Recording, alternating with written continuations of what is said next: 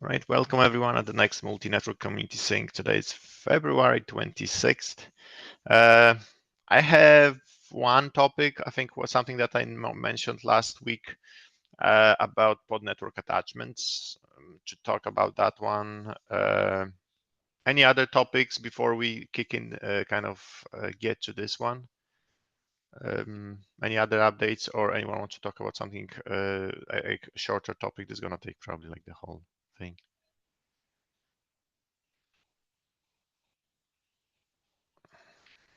Link to the notes in the chat if anyone wants to add themselves.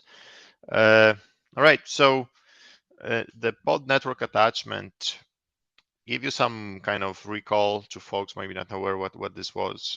This was something that we have introduced with our original KEV from last year. And you can read it in, I think here in the readable, maybe that's the best link to more detail to this. But the goal of the pod network attachment was a further, I think, how to say that, another layer of configurability for the network itself. So we had a pod network, which was the source, but and that would be still the pointer for a network. But then I could further, if I wanted to split it into some sub attachments, let's call them, and have some small tweaks in terms of configurability. And I think one example for this will be, what could be the one example? If I had, I'm not sure whether that's a good example, but, oh, okay, one example will be I have pod network on VLAN X, right, VLAN 100, and then pod network attachments would further say that, okay, this set of folks will use, let's say, split on the bandwidth, right? That's one of the examples, right? So I wouldn't want to further like do QoS between the pods. And I would do that on a via pod network attachment because that's, I would have another instance where I could put some additional arguments on top of the main VLAN 100 network. So those would be like a additional flavors into the networks, policies probably, or whatever you would want to think of. So you would have an API to kind of deal with something like that, and then kind of provide those attachments across. And the attachment was, it could be used twofold. It could either be, so it was reference to a pod one-to-many, but it could be as well one-to-one. Why I'm saying one-to-one, why that's explicitly, it's because then pod network attachment could replace something we all know from Multus, where we can further specify how I am attaching to a network attachment definition. If some of you might be aware, there are annotation specs in a JSON format where you can say, oh, I want this specifically pod to have this MAC address. So this could replace that as well. So where I could specify a pod network attachment and I create them one-to-one to my pods if I had such requirement to say, okay, for this pod, I want to use this specific MAC address for its interface from that pod network. Okay, so that's, I think, few of the use cases that we had for this guy. Any questions in terms of like background for this, why we had it, why we kind of introduced it? All right, and now, if no questions, so now we don't have such concept right now with the DRA. I think I kind of graced, kind of did not mention this at all in driving in DRA as it stands, as we have a current approach is just one-to-one. One always one-to-many, right? We assume pod network is always one-to-many, not only single instance. It's because pod network represents the whole network, so we have no one-to-one. Of course, it doesn't say we cannot have that. You can still do it, but the problem would be that pod network example will be reference in a service, and that could cause problems, right? If you have, you could create pod network per pod, but then your services will have to point to different pod networks. Yes, Doug. Cool, thanks. As you probably know, I mean, I've always been interested in this functionality, especially for what you mentioned, like in Multis, you can do that with the JSON format, selection element. And one thing that I think that we may wind up seeing, at least from my experience with net attached def, is that people use the they use that functionality because you may have a few things that don't fit the mold of the net attached def itself, right? And then if that wasn't available, and I'm trying to think of other cases where this applies with net attached def, because I've also seen like scalability problems with net attached def in terms of like manual configuration, but it's like without this, you may have to, like, let's say you have network red, you have 100 things connected to it, but 10 of those things need special instructions for how to attach to it. If you can kind of localize those like 10 changes, then you don't need to have 11 pod networks, right? So I feel like that is kind of good for configurability, and then it, at least in terms of net attached def, right? Then it like puts the configuration right there next to the pod, right? So you have kind of like less abstraction, less that you're surfing around to find what that is, which I think is a fairly good user experience. But yeah, I mean, I think that people can work around this and create multiples, but I do think that it would be a nice to have, is my take.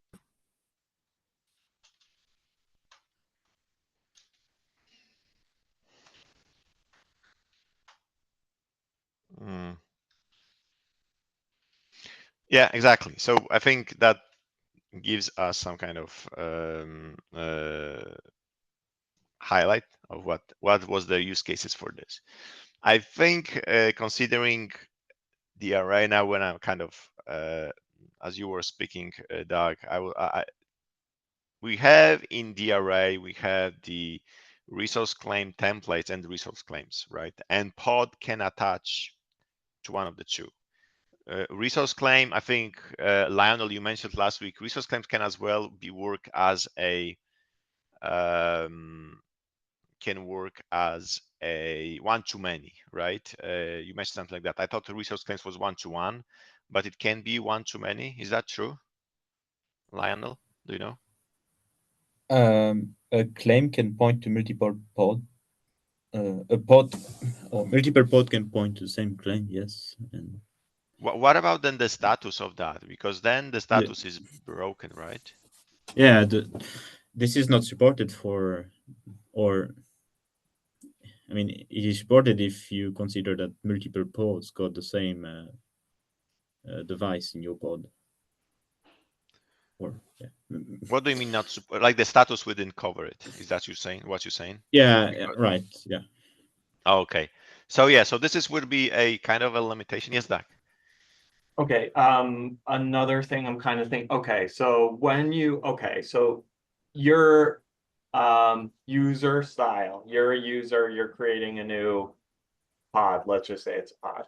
And you're gonna say this pod needs to attach to network red, right? So you have a like resource request field, which I'm forgetting the name of it right now, in the pod, right? Like where you would request the like DRA resource, right? It's called resource claim. Okay, that's how it's It's resource claim. Okay, that's I'm just confused because it's the same name as the object. Okay, so yeah, it's the resource claim. Yeah, it's a resource claim request. template or resource claim. Yeah. So yeah, in the field in the pod is resource claim. Yes, there is that Okay. as well. Yeah. Okay, so this is the pod field resource claim, right? And you can put multiples in there, right? It's a list. So you Yeah. can So say let me show you. network red. let Oh, me you have show an that. example handy, I have an thank you. example somewhere I- here. Here, okay, yeah, resource claim. That's the size field, and then you have a that's a list, Resource as you said, claim template so name, then, and there and is, then- if I'm not mistaken, there is a resource claim. Oh, sorry, claim name. I think. Yeah. And you pick one of the two. Okay, cool. And then you have a list of those, like. Yeah. Oh, potentially, could we have a thing where it's like, okay, resource claim template data plane, and then your second item is data Yeah. plane dash static mac Yeah. red or something. Yeah, exactly. So yeah, I think So that should be possible, right? That's something that, yes, like something like this, what you call out, right? at least it would put it right there in front of the user. And yes, you're gonna need to have another object that's your static Mac. And maybe that maps to And pod exactly, attachment or whatever, but it winds up being like peeling back the layers of an onion sort of a thing. yeah. So Yeah. that was that's kind of, as you were kind of describing, that was my kind of take, right? So maybe let me draw that somewhere. Where do I want to do this? Share this tab. Maybe slightly change this guy. I think I'm gonna copy you and modify you a bit. Let me just do it this way. Right, you. Okay, here. So what we have pod network. So basically, this still can point to template, right? That doesn't change. But now what we're gonna have is this, right?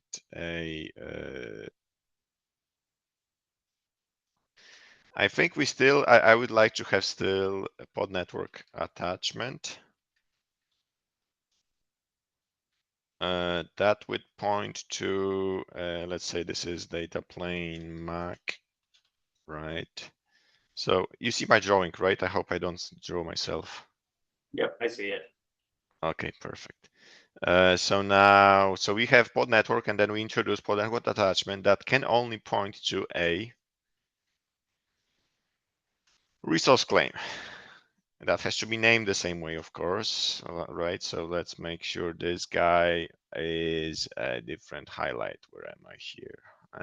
What is, let's make it, no, not pink. Teal, yeah, let's do this. So we have those guys, but this guy now points to this one shouldn't have probably a class name. This should have a pod network, right, field, which points to data plane, of course, right? So because it has to be attached to a specific pod network. And then I can have another pod, what I'm doing here, okay. So I have another pod that can resource and then claim name. Let's do this. And then I should be able to point to this, right? I think that should work. I think that at least gives us a path forward. Yeah, it'll give the functionality. Yeah. Yeah. So I think so, and then still again we can go by as we mentioned again, right? This guy either specifies some additional parameters. It definitely loses the fields that we have today in pod network, because like enabled still is owned by pod network, and pod network owns that, right? So basically, if pod network is not ready for at whatever reason, the attachments are not ready automatically as well. And then there is no class in it because class is inherited from pod network. And then the aspect of the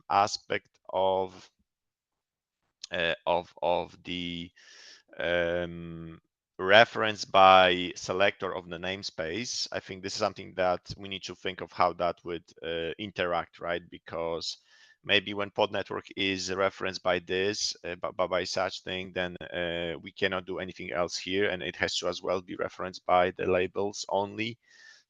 Some interactions have to be done, right? But I think the general gist, this would, let me zoom out a bit. Thoughts of such approach, right? Then we have this kind of capability there, right?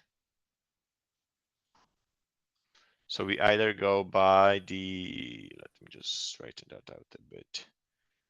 So we either go by the here. Of course, the DRA driver has to properly support whatever it is, right? But then we either pod network points to this guy, right, and then goes through the teal, and or otherwise, or maybe okay. Yeah, just a question. The thing that we are trying to solve now is the ability to have different pod network attachment for one pod network. Is that correct? So as you said, so this is where we need to kind of call that piece out, right? I think the resource claim status is gonna be broken if we do one too many. So I think that in this case, I don't think we would allow one too many. That's one aspect that we need to kind of validate, because then we definitely would want to have, one, if the resource claim holds the IP of the interface or any extra data we gonna come up in the future, we cannot make the pod network attachment one too many, right? So you would create pod network attachment per each pod, no otherwise. So basically, this is always will be 1-to-1, right? Everyone's seeing this. Dag, you see this, Yeah, right? I mean, in a way, I guess you could say like in the net attached F model, it's similar, right? Like it's Yeah, only at the pod to the yeah, net attached F, yeah, right? yeah. So, We want to do better with previous approach where you could do one too many, and then the status would get somehow, because the status was supposed to be on a pod rather than on anything else. Right now we have to deal with resource claim that holds the status, and that's only, or is there a list? Is that a list by any chance, Lionel? I don't know. Is that, or that's a, is that not a list per device that you attach? Let me check. There's a list of devices for the resource claim, right? No, on the top, but on the bottom in the status, isn't that a list? Your element is part of an item that is in the list. Yeah, but you allocate the device for a set of pods, so that this set of pods will use the same device. No, that's fine, right? But then you have the ability to still report the status per each device that will be given by this resource claim. Are you saying, or are you saying because what I'm thinking, let's imagine that pod network attachment is a MAC VLAN or IP VLAN, but one of the virtual interfaces, right? And the only difference between pod network and this network attachment is the, I don't know, some additional, let's say this bandwidth example of, so you can tweak what is the QoS for that specific set of interfaces. All right. And then the resources are still there. I just wonder whether we can still slice the resource the proper way. Or are you saying one resource claim is one device? This is where I might be confused. No, with KEP 5075, you will create a MAC VLAN with your resource claim, and it will be one MAC VLAN, only one MAC VLAN interface. And it will be reported in the resource claim status. As if, one. If you point to two pods, it means that this MAC VLAN interface, this single interface, will be used somehow by two pods. Oh, okay, which is impossible, but okay, that's what it means, what you're saying. Okay. Yeah. Okay, so it's as if I were to share, I don't know, a storage element, right? So I have one element for the storage, and then it can be attached by multiple pods. Is that kind of approach? Yeah, or shared memory, or what's that, right? Is that what you're saying resource claim can do? Yeah, I don't really know the use cases, but I guess it's something like you mentioned. So. All right, so something that we need to drill into. So in a worst case scenario, we would be having what we, as Doug, you called out, right? What network attachment can do today. It's the more JSON specific stuff is one-to-one. So we would have I go to the pods annotation, and you in each specific pod you have to call this out, right? And this would be it, right, as well. So basically you will have a one pod network attachment per pod, right? If you want to go kind of the 10 pods, you will have to have one pod network. So basically they will still be supported and fronted by one pod network, and then could be fronted by one service pointing to that network and all the aspects behind that. But then if you were to kind of create have 10 pods that needs extra configuration, you will need to create 10 extra pod network attachments. It's at least you have the capability, and they are still under umbrella of the one pod network, right? All right, I think that's a viable path. We need to drill into resource claim on how that will behave, but then I think this looks good for me. Any other kind of doubts, questions on this? Oh, Pooja had a hand. Go ahead. So the pod network can reference resource claim template and or pod network attachment. No. It's okay. The reference is apologies is other way around. That's a fair point. So let me fix that. You see, the pod network attachment points to it's other way around. Sorry. Oh, okay. Like this. Okay, that makes more sense. Okay. I am the child of the pod network. The pod network attachment is a child of pod network. All right, and then that's a fair point, because you see, I wouldn't include device class if I were to go this fully automated way, right? This pod network attachment inherits all the capabilities of pod network, so that means it inherits all the device class name, the OPEX structure, and then we have to figure out what we do with the extra structure here. Do we combine them into one and then put them in the resource claim? Okay, that's something that we need to kind of figure out. What does that mean, right? Because then we have to merge this guy and that guy. This one gonna have let me color this one out somehow else. Yellow. Yeah, so yellow I already used, sorry. But there is another question. Go ahead, Pooja. Did I answer your question? I think that's good, right? Actually, it did answer my question, but I do have an additional one while I'm at it. So pod network attachment is the sole purpose of it sounds like is for a way to provide extended configuration. Yeah. Okay. It's like what Doug called out, right? We want to have some extra. You have 100 pods, right, that already attached to the pod network, but now I want to create 10 more that are going to have slightly different something. Yeah. And and they are still in the same pod network. They are still in VLAN 100, let's say, right? But I want to change the bandwidth for them or something else. And then me creating new pod network for those, it's kind of awkward, because then you put them in a different pod networks. And if you go by, for example, simple case where you go by isolation, right? Each pod network is isolated. So that breaks your thing, right? Because then each pod network kind of treated as different thing. And then those additional 10 pods are basically in the kind of isolated from the one. With this way, you have those 10 pre-configured, but then they are still a part of the global pod network, right? Okay. Yes, Lionel? But then if we want to have this capability that we specify different parameters for each interfaces, for example, why we would not have some kind of selector again in the pod network that will select a set of different resource claim.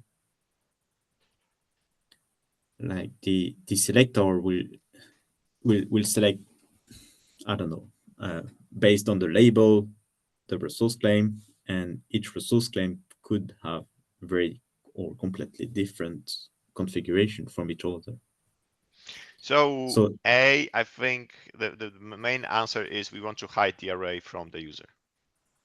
That's one, right? Yeah, What I you mean, this go could be in the status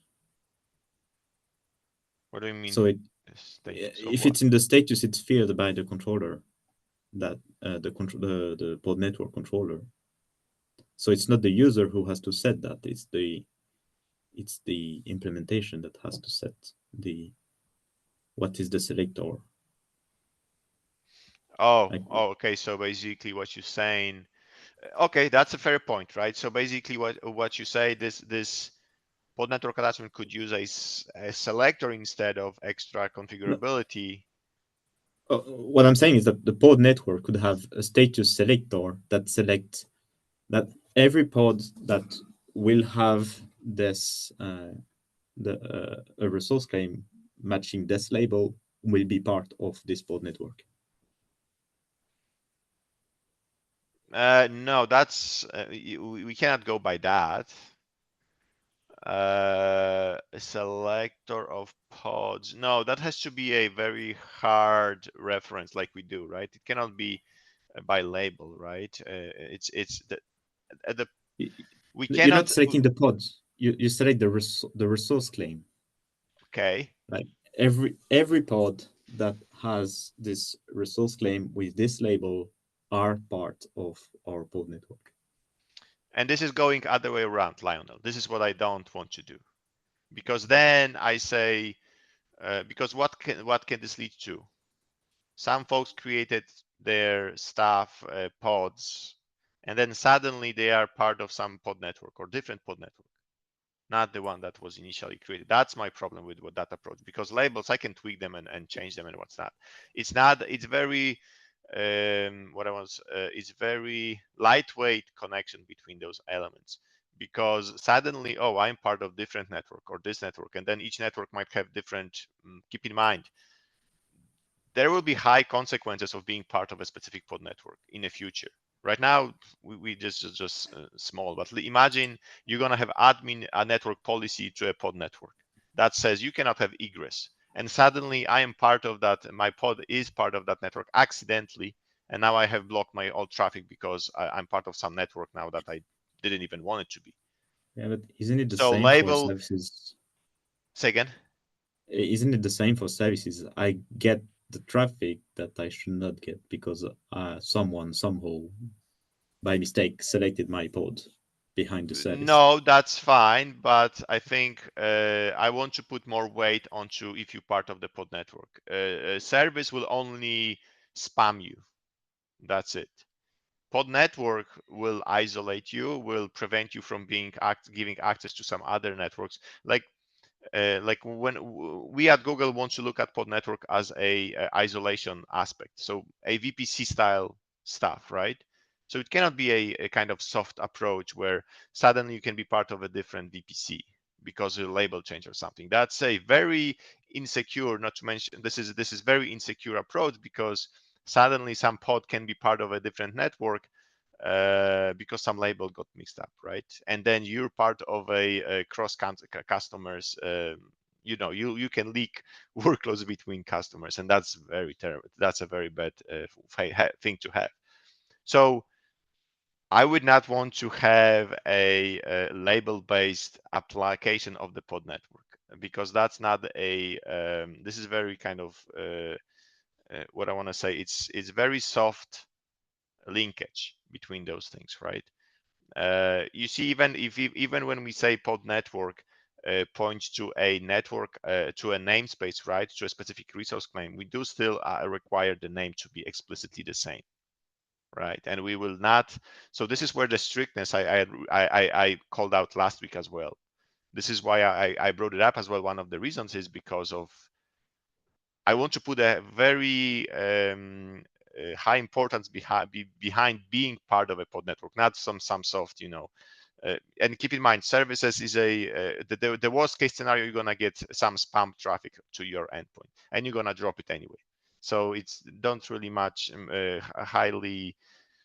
It doesn't really affect you much about because of that, right? Here, it's you are being complete. Imagine in my case when I want to do VPCs with this, then I'm dividing the cluster into subclusters, right? Each VPC, each network is a separate cluster, and now I can shift things around because I just changed labels. That's I cannot have that, right?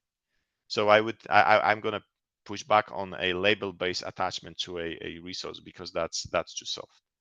It has to be hard, or in ways where we talked last week, where through a namespace explicitly by name, right? Do you see my point, Lionel? Did I somehow convinced you, or? I mean, I see the point. Just yeah. I mean, I know if you do it by mistake, it doesn't mean you will have the connectivity. It just mean that this pod is considered. But because to have the connectivity, it's based on the resource claim configuration. And there is that other aspect, Lionel. Yes, that's kind of fair point, what you're saying. What if my underlying infrastructure isn't a fully fledged SDN that can pre-program based on whatever this says? It's right now, it's only from your point of view, you look at it as, oh, I can pipe interface, right? Keep in mind, now this can be an SDN under the hood that looks at this, and basically the piping is just a VIET interface for us. And then I have, imagine I have BPF programs that can, on the fly, I can change them. I can change the maps and change tweaks on that stuff. So what you just said not really is valid, because I can on the fly in a runtime, I can tweak stuff using, for example, BPF programs, right? Or BPF maps. So this can be then properly reflected into the infrastructure as well. Even with not only BPF, probably IP tables, if you were to use that proxy, could as well do that, right? Where it will just say that, okay, this interface, oh, now it's part of this network. Okay, so let me just reprogram the IP tables and go on. So I know we are only mostly looking at, oh, whether it's an SROV or VIET or what's not, but in VPC case, keep in mind, this will always be just a simple VIET interface or something even simpler, if there is a way to do that. And then it's all about like programming of where this guy can go and do. So yes, I see what you're saying, that it's not only just about the type of the interface here, right? So for that reason, this is another thing that that kind of other aspect of security aspect kind of matters here on having the hard linkage between your pod and pod network.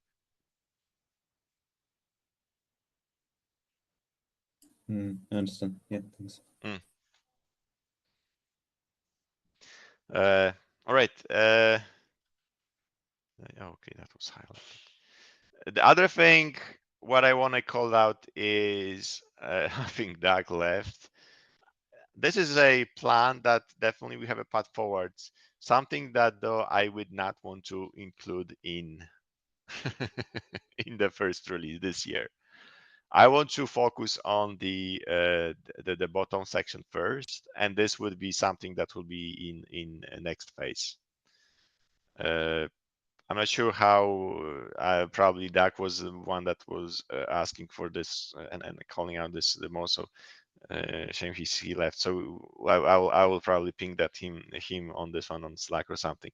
But I want to kind of reduce scope and currently focus only on the basic path that we had in mind. But the pod network attachment is something that would be an extension in the future post this. We have a idea of how can this be done. I think we have some things to need to drill down on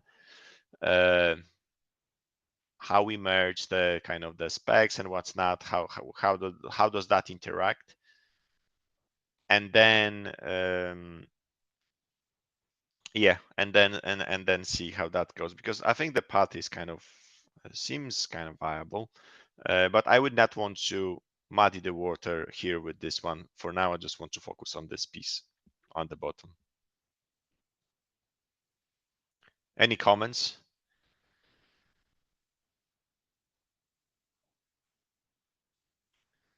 All right.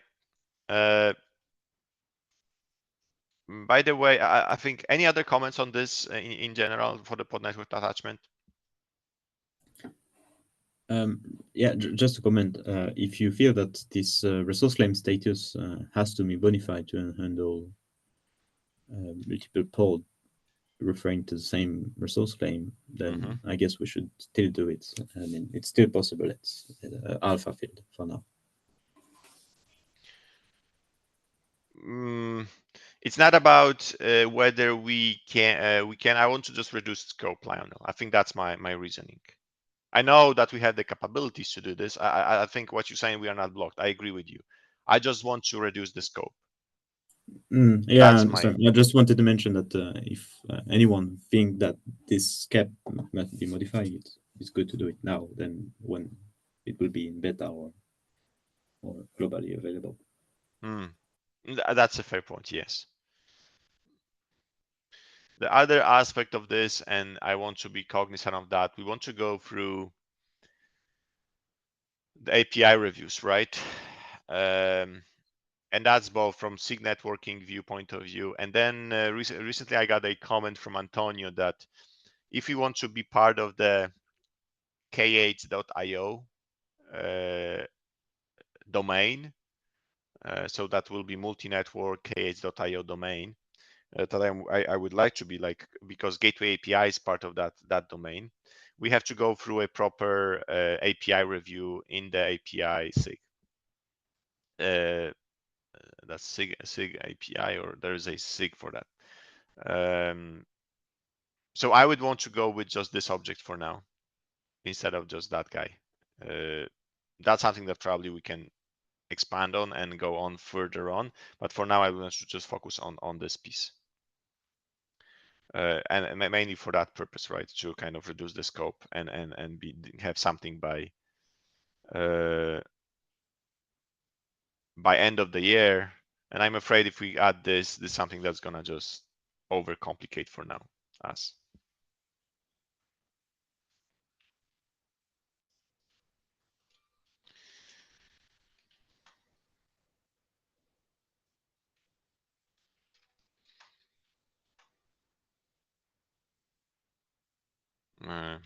Any other topics to talk about then?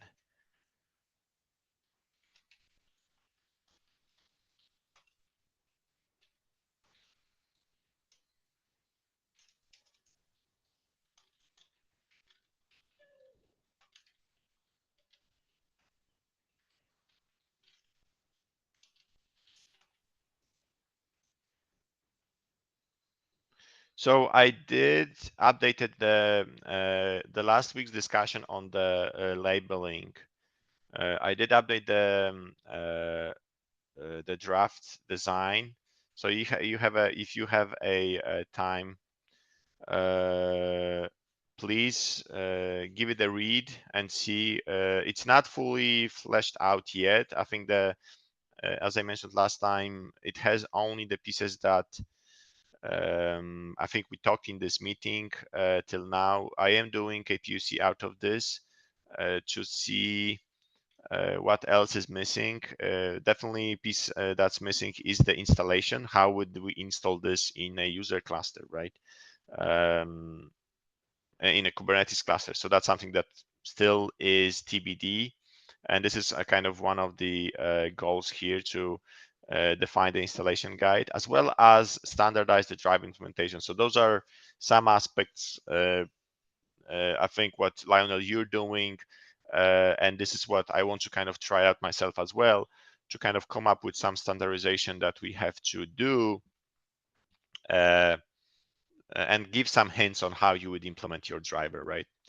So this is where, Lionel, your experience, and this is what I want to go through as well, to kind of call those things out. Like, for example, you should update the networking status on a resource claim, right? That's definitely the first standardization aspect that we will call out, right? That you should install. Otherwise, if you don't, then you're just gonna lose on set of features.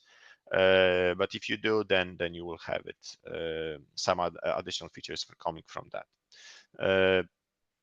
And any others that we can call out, right? Like NRI usage or what's not, whatever that's going to happen in the down below in the kubelet side, on how that's going to get in the interactions there. So that's something that we need to kind of flesh out on how those things can work, right? So please give it a read, leave the initial comments. I think most of what I talked is there. I did add the namespace selector here. This is what we talked last week. Right now I'm saying that you have to specify either the class or the namespace selector, one of the two. And I think besides that, that's all. I added like the array not ready, a reason name, I think some other things, but please give it a read and see if there's some gaps or I'm missing something major. All right, I think that's all I had. If there is no other topics, then I think we can call it. Going once, going twice. All right, thanks everyone. Hear from you next week. Thanks. Bye.